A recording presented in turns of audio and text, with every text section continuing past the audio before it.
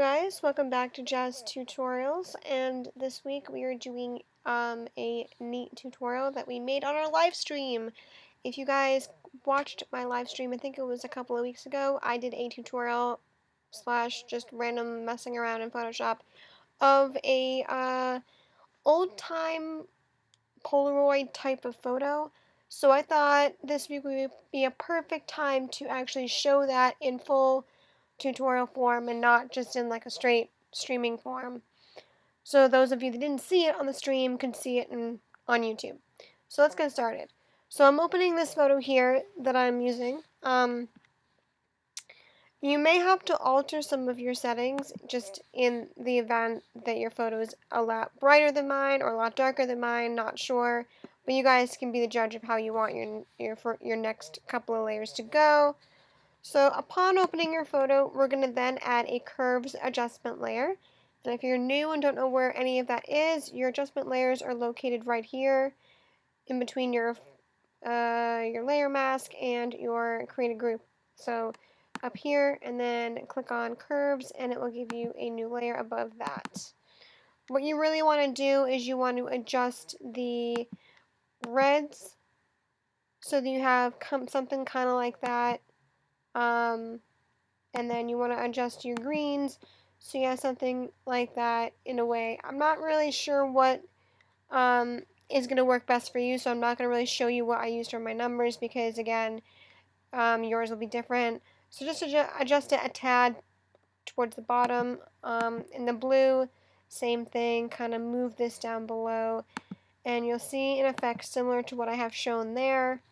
It looks more like a sunset type of photo. So get something along that line for your photo and you'll be good to go there. Then next I added a hue and saturation above the curves adjustment layer. This is also a hue and saturation. This is also an adjustment layer in case you didn't know. I just adjusted my saturation to -26, but again, you guys may need to alter that to suit your photo. So you get something kind of like that. Yeah. Alright. Next, we're going to be adding a gradient layer. We can't use an adjustment layer on this one, mainly because we're going to be making our gradient in a specific space. And typically with a gradient adjustment layer, you can't like adjust certain things because it's an adjustment layer. It has a layer mask and all that stuff. So making it easy on this particular tutorial, we're just going to make it into a layer.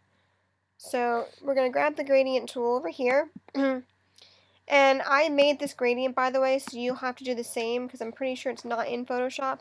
It might be, I'm not really sure, but I didn't see it in mine. So we started off with a orange color towards the left. And then in the dead center, I added a very bright yellow. And then on the other end, oops, hold on a second. And then on the other end over here, we added the same orange again. Click OK.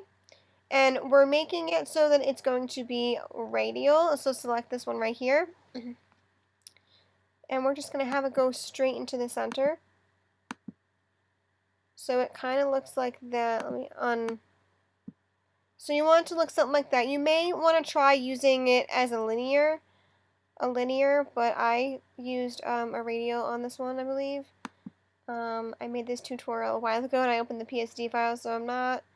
So something like that looks really good. And then what you'll do is you'll drop the opacity down to 50%. And then you're going to select soft light for your blend mode. You'll get something like that. Sweet. And above that layer, we're going to add a second new layer. This should be layer 2. And we're going to add some random red dots, a soft round brush red dots. And these are going to be anywhere over the photo.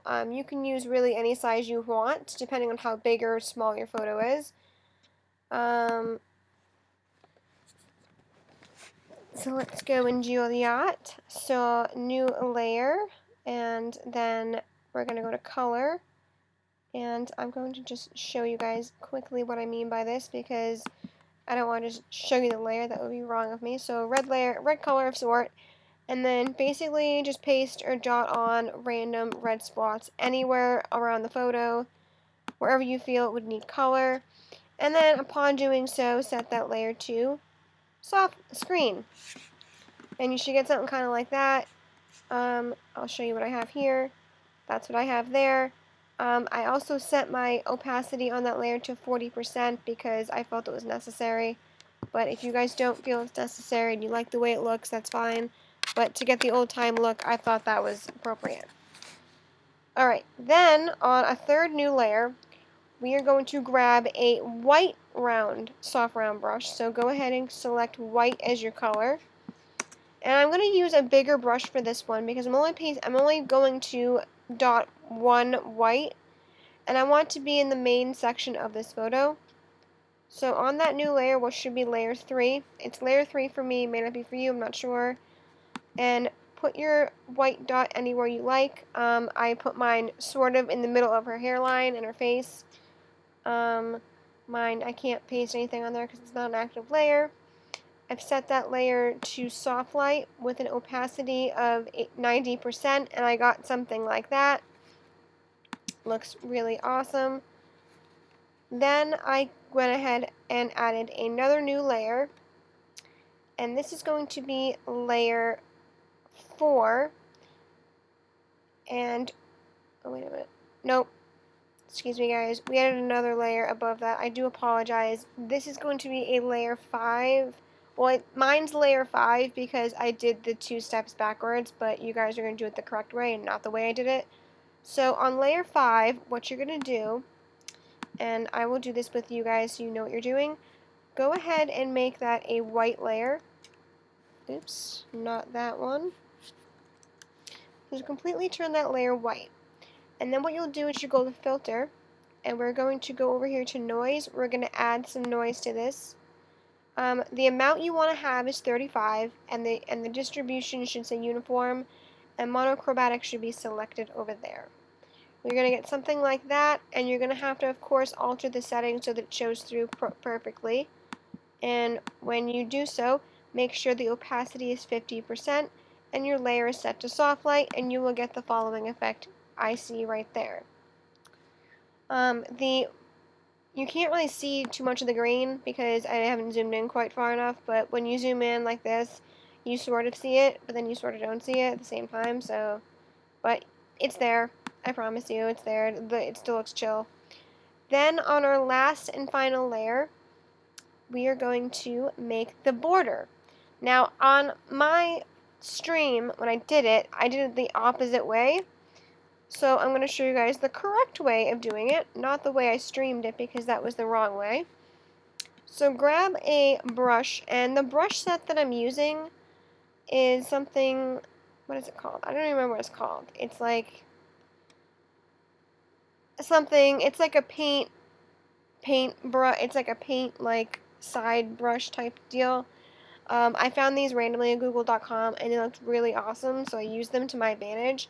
And they really brought a good sense of greatness to my photo. You will, of course, have to alter the size of the brush because these brushes are quite large, and typically your canvas will not be that large. So go around the edges and just kind of, you know, make it kind of go like that. Something like this. And grab random ones, randomize it. That way it looks super nifty and super cool. So that's basically what you'll do. Go around the edges and do that. And I will provide a link below to this brush set because you'll probably want to use it. But if you guys have other watercolory, photo-y type brushes you want to use, go for it. I'm all for it. And then this will be what you'll see. Something sort of like that once you play it around. And that essentially, my friends, is the awesome Polaroid old-time photo effect. I know we've probably done something like this in the past, but I thought this was another take on that, and it looked really chill, so that's what I did. So thank you all for watching. Please do subscribe if you haven't already. If you liked this video, do hit the like button. Smash that like for that matter. And also find me on social media. All links are below. Also, we Twitch stream now and again. I do mostly gaming on my Twitch streaming, But once in a great while, if I come across a cool tutorial that I'm trying out, I will stream that as well. So hit me up on twitch.tv, twitch.tv/JazzedT11, links below as well. And I will see you guys next week with another awesome video. Okay, bye guys.